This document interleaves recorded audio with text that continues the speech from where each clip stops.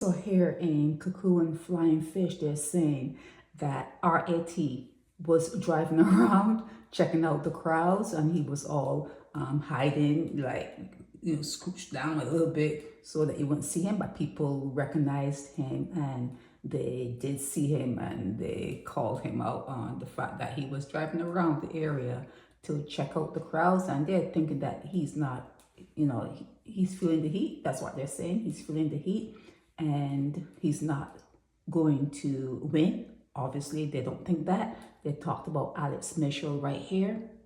Hi, this is Sherry Veronica. They're saying that Alex Mitchell showed up for this by-election and the nomination process. He showed up in a bulletproof vest. And this is what the Cuckoo and Flying Fish, they're talking about it like they thought it was pretty strange for him to do that. And I had asked him, because I saw it in the news that he showed up with a bulletproof vest. And I'm like, is that true? He said, yeah. He said, you're aware of the high crime in Barbados? I said, yeah, but Alex, you know that a lot of them who do get shot, it's a headshot. It's a headshot. So I don't know what I guess it makes him feel safer.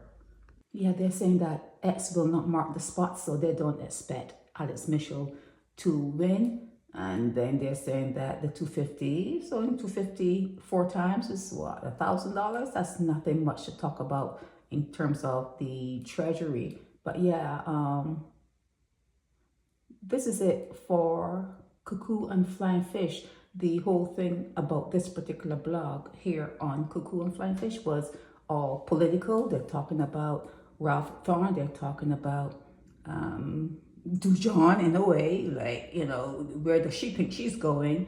And then the 2 other candidates, one an independent, and then Alex is from Belgian Free Party, something like that. Yeah.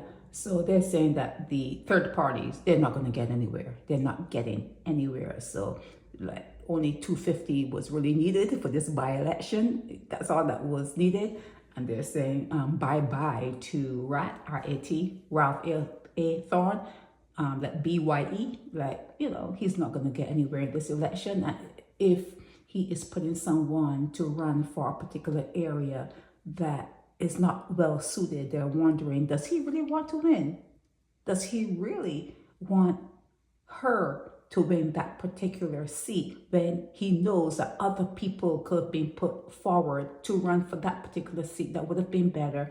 Why would he put Felicia? Does he really want to win? That's a question that people are asking about Ralph Thorne. See, it could be a by-election here, B-Y-E, by-election. Yeah, so this particular installment on this particular section of the Nation News was all politics. I call it pimps and prostitutes season, okay? Pimps and prostitutes season, that's what it is. This is Sherry Veronica. Help me spread the word about Naked Departure via social media. Subscribe and share to show support and love for our channels.